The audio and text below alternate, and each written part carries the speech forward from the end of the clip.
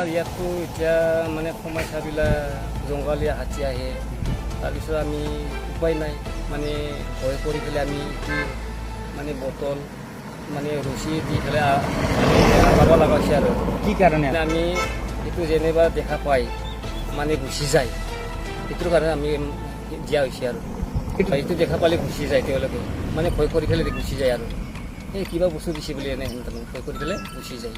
এনেই প্লাষ্টিক এনেই গুণা ওলাইছে, একো দিয়া নাই, চৰ্টত নাই একো দিয়া নাই, চৰ্টত নাই মানে সেইটোৱে আৰু নতুনকৈ সকলোৰো মানে ঘৰত আছে এনে কিছুমান গুণাই দিছে, কিছুমান প্লাষ্টিক ৰছী দি দিছে এনেহেন আৰু সেইটো দেখা পালে কিবা বস্তু ওলাইছে এনেহেন মানে ভয় কৰি পেলাই যায়। এনেহেন সদায় আহি থাকে সদায় সুবিধা হয় এইটো।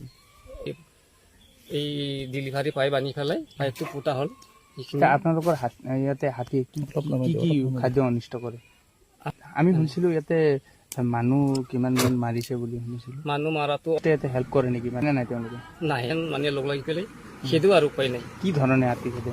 আমি এতিয়া বললাম চললাম লৈ পেলাই আৰু এনে টৰ্চ লৈ বোমা মানে বোমা চোমা মাৰি পেলাই আমি খেদো আৰু উপায় নাই মানে অলপ ভয়তে মানে গুচি যাওক বুলি।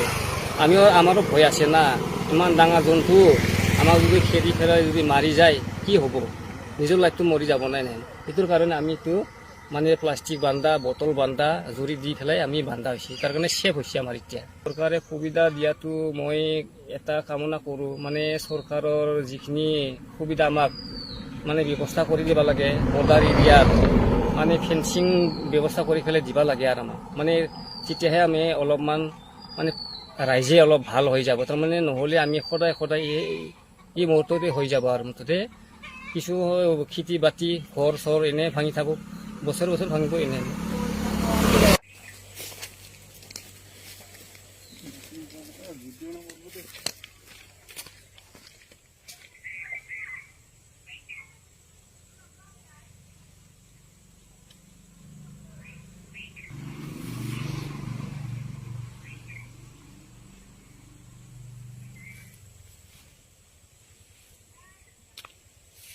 दिया है,